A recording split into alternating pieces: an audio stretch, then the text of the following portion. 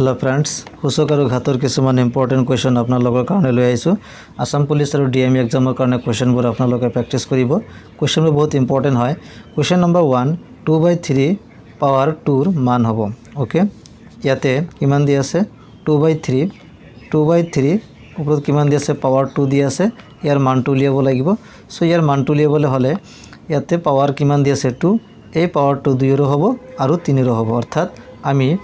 2 ৰ স্কয়াৰ এনেকৈ লিখিব পাৰো আৰু তলত কিমান আহিব 3 ৰ স্কয়াৰ এনেকৈ আমি লিখিব পাৰো ওকে কাৰণ 2/3 স্কয়াৰ দি আছে তাৰ মানে 2 ৰ স্কয়াৰ হ'ব আৰু 3 ৰ কি হ'ব স্কয়াৰ হ'ব ওকে এতিয়া 2 ৰ স্কয়াৰ মানে হল 2 পূৰণ 2 দুটা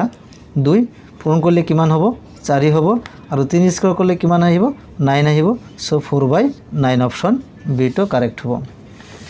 so question number 2 -2/3 to the power 4 ৰ মান হ'ব ওকে ইয়াতে কিমান দি আছে -2/3 टू द पावर 4 ওকে এতিয়া ইয়াতে চাব লাগিব -2/3 टू द पावर 4 তাৰ মানে হল এই মাইনাসটো কি ওপৰত আমি কনসিডাৰ কৰিম ওপৰত 2 ৰ লগত থকা বুলি আমি কনসিডাৰ কৰিম সো -2 পাৱাৰ 4 আৰু 3 ৰ পাৱাৰ 4 ওকে কাৰণ ব্ৰ্যাকেট দি পাৱাৰ 4 দি আছে অৰ্থাৎ 2 আৰু 3 দুয়োটাৰে কি হ'ব পাৱাৰ 4 হ'ব okay so -2 two the power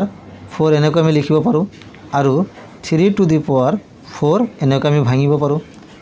বা মাইনাসটো তলত দিব পৰা যায় -2 -3 টু দি 4 দি ওপৰত কেৱল 2 টু দি 4 দিলে শুদ্ধ হ'ব কাৰণ এই মাইনাসটো কেৱল -3 ৰ লগত আমি দিব পাৰো বা কেৱল 2 ৰ লগতো দিব পাৰো কিন্তু 2 আৰু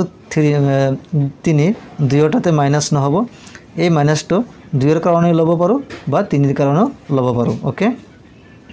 সো ইয়াতে 2 ত আমি লৈছো এতিয়া -2 টু দি পাৱাৰ 4 তাৰ মানে -2 4 পূৰণ কৰিব লাগিব -2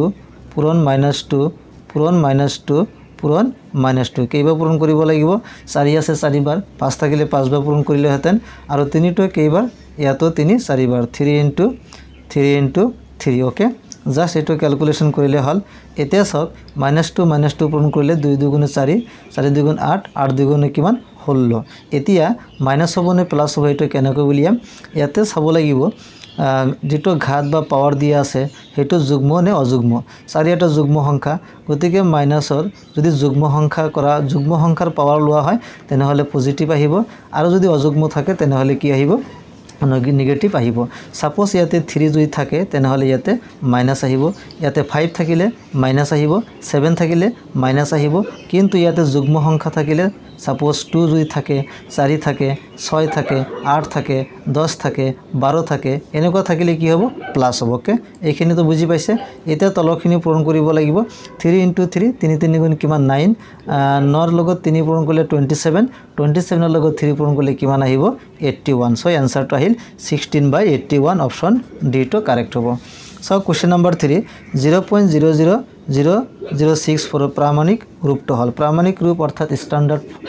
যেটো ফর্ম আছে হেতু লিখিব লাগে ইয়াতে যেহেতু দশমিকত দিয়া আছে এটো আমি ঘাত হিসাবত লিখিম সংখ্যাটো দিয়া আছে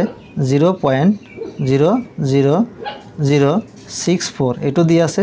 সো प्रामाणिक रूपर কাৰণে যেটো সংখ্যা দিয়া আছে সাপোজ 0 বাদ দি বাকি 64 গতিকে 64 এনেকৈ আমি লিখিম আৰু দশমিকটো এটা অঙ্কৰ পিছত দিব লাগিব এটা অঙ্ক অৰ্থাৎ ডিজিটৰ পিছত দিব লাগিব प्रामाणिक रूपर কাৰণে যেটো পদ্ধতি আছিল এটা অঙ্কৰ পিছতে কি দিব লাগিব দশমিক দিব লাগিব এতে 64 আছে গতে 6.4 এ 645 থাকিলে 6.45 হলেতেন অর্থাৎ বাওফলৰ পৰা এটা অঙ্কৰ পিছতে আমি কি দিব লাগে দশমিক দিব লাগে তো 6.4 ইনটু এবাৰ চাব লাগিব 6 ৰ পিছত দশমিক দিছো এটা 6 ৰ বাওফালে কিমানটা ডিজিট আছে 6 এটো ধৰি কনসিডাৰ কৰিব লাগিব 1 2 3 4 5টা আছে গতি কি লিখিব 10 টু দি পাৱাৰ 5 লিখিব লাগিব কিন্তু এতিয়া 10 টু দি পাৱাৰ +5 হ'ব নে -5 হ'ব এতে -5 হ'ব কাৰণ দশমিকৰ বাওফালে কাৰণ এটো দশমিক দিয়া আছে আৰু 6 ৰ বাওফালে 0 দিয়া আছে গতি কি হবে এটো -5 হ'ব 6.4 * 10 টু দি পাৱাৰ -5 ওকে বুজি পাইছে সো অপশন সি তো কারেক্ট হ'ব question number 4 5/8 to the power -7 into 8/5 to the power -4 মান হ'ব ওকে কিমান দিয়া আছে 5/8 so 5/8 to the power -7 into 8/5 to the power -4 ইয়াৰ মানটো নিৰ্ণয় কৰিব লাগে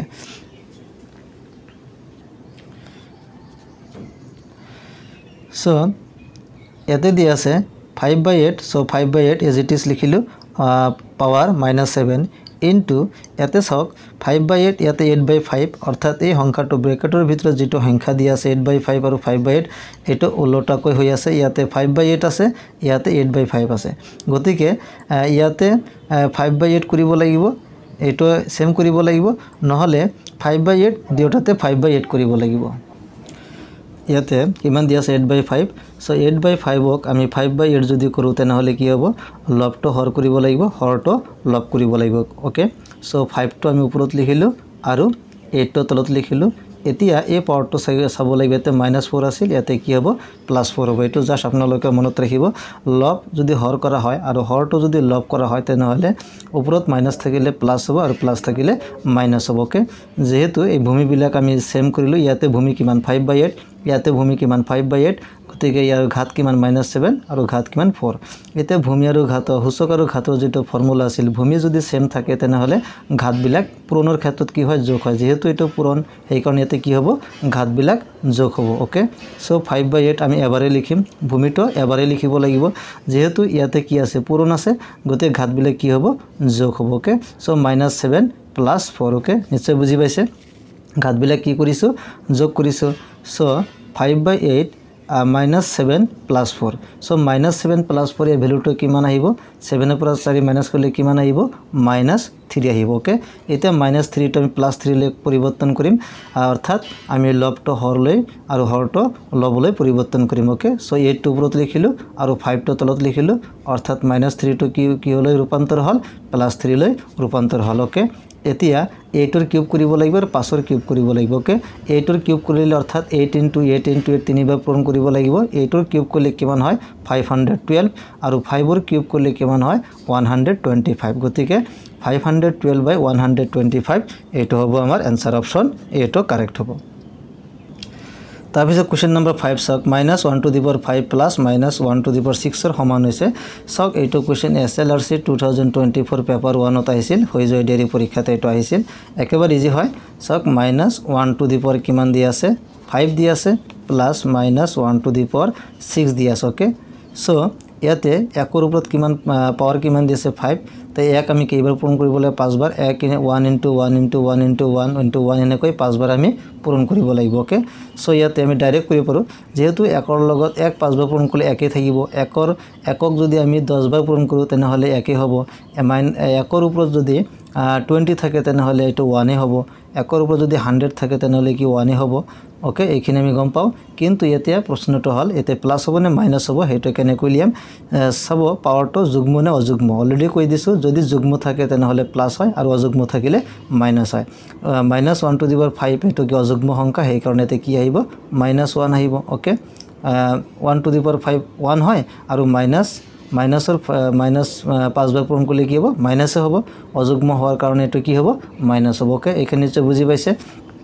প্লাস এতিয়া সক -1 টু দি পাৱাৰ 6 এটা যুগ্ম সংখ্যা তেনেহলে কি হ'ব এটো প্লাস হ'ব সো 1 হ'ব -1 টু দি পাৱাৰ 6 ওতে 1 সো -1 + 1 দুইটা কি ক্যান্সেল যাব ইকুয়াল টু কি থাকিব 0 থাকিব অপশন সি টো কারেক্ট হ'ব কোশ্চেন নম্বৰ 6 2/5 হৰণ 5/2 টু দি পাৱাৰ -3 এৰ মান হ'ব সেম টাইপৰ কোশ্চেন হয় ইম্পৰ্টেন্ট হয় 2/5 টু দি পাৱাৰ কিমান দি আছে 5 হৰণ 5/2 টু দি পাৱাৰ -3 দিয়া আছে ওকে ইয়াতে ভূমি কিমান 2/5 ইয়াতে ভূমি কিমান 5/2 গতিকে ভূমি আমি সেম কৰিব লাগিব ইয়াতো সেম কৰিব পাৰে ইয়াতো সেম কৰিব পাৰে যেহেতু এটা মাইনাস আছে ইয়াতে আমি 5/2 বনাম ওকে সো 2/5 ইয়াতো বনাব পাৰে প্ৰবলেম নহব একে आंसर আহিব সো 2/5 টু দি পাৱাৰ 5 হৰণটো হৰণ হিচাপতে ৰাখিলো এটা 5/2 টো যদি আমি 2/5 হিচাপে লিখো অৰ্থাৎ লবটো হৰ আৰু হৰটো লব হিচাপে লিখো তেনেহলে -3 টো কি হলে পৰিৱৰ্তন হ'ব +3 লৈ পৰিৱৰ্তন হ'ব ওকে এতিয়া চাওক ইয়াতে ভূমি কিমান 2/5 ইয়াতে ভূমি কিমান 2/5 সো ভূমি সেম আছে একবাৰ আমি লিখিম এতিয়া এটো হৰণ আছে হৰণ যদি হৰণ থাকে তেনেহলে ঘাতবিলে কি হয় মাইনাস হয় গতিকে 5 - 3 ফৰ্মুলা তেনেকৈ আপোনালোকে লিখিব পাৰে a to the power m হৰণ a to the power n এটো হল বেসিক ফৰ্মুলা এটো যদি থাকে অৰ্থাৎ a to the power m হৰণ a to the power n যদি হয় তেনেহলে a to the power m minus n এটো আছিল আমাৰ ফৰ্মুলা এটো ফৰ্মুলা আপোনালোকে লিখি ৰাখিব আৰু মনত ৰাখাৰ চেষ্টা কৰিব ওকে আৰু ইয়াতে পূৰণ থাকিলে ইয়াতে প্লাস হয় যেটো অলৰেডি আলোচনা কৰিছো সো ইয়াতে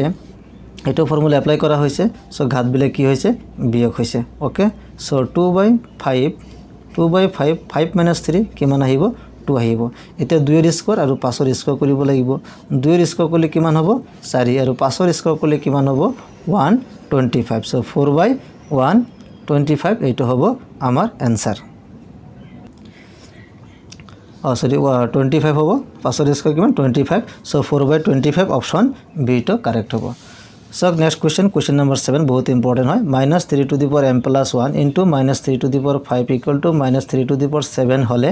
m or মান হবো बहुत important model question হয় এটো ভালকে প্র্যাকটিস করিব -3 to the power m plus 1 দিয়া আছে okay m plus 1 into -3 to the power কিমান দিয়া আছে 5 equal to -3 to the power কিমান দিয়া আছে 7 ওকে implies ইয়াৰ পৰা আমি আমাৰ মান উলিয়াব লাগিব সক ইয়াতে ভূমি কিমান -3 ইয়াতে ভূমি কিমান -3 সো ভূমি সেম আমি সেম লিখিলো এটো পূৰণ আছে গতিকে ঘাত বিলে কি হ'ব যোগ হ'ব সো m + 1 + 5 ওকে ইয়াতে ঘাত কিমান দি আছে m + 1 ইয়াতে ঘাত কিমান দি আছে 5 এই দুটা কি কৰিলো যোগ কৰিলো ওকে ইয়াতে কিমান দি আছে -3 to the power 7 সেম ৰাখিলো ওকে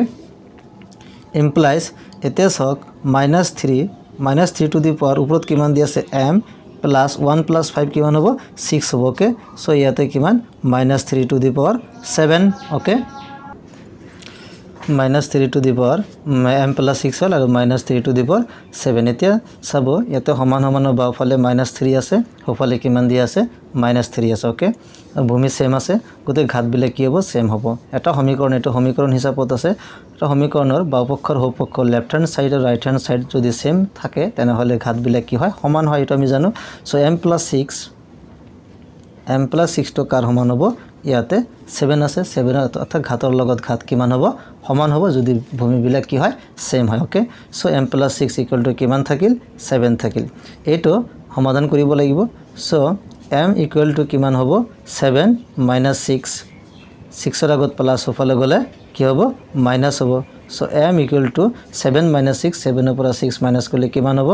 1 হ'ব সো आंसर হ'ব অপশন ডি সব একেবাৰে ইজি হয় অতি কম সময়ৰ ভিতৰতে এবাৰ আপোনালোকে সমাধান কৰিব পাৰিব তাৰ কাৰণে আপোনালোকে আসলে প্ৰ্যাকটিস কৰিব লাগিব ইয়াৰ পিছত হুসক আৰু ঘাতৰ আৰু কিছুমান ইম্পৰ্টেন্ট কোৱেশ্চন আপোনালোকৰ কাৰণে লৈ আহিম আপোনালোকে যদি চেনেলটোত নতুনকৈ আহিছে তেনে হলে চেনেলটোক সাবস্ক্ৰাইব কৰি ৰাখিব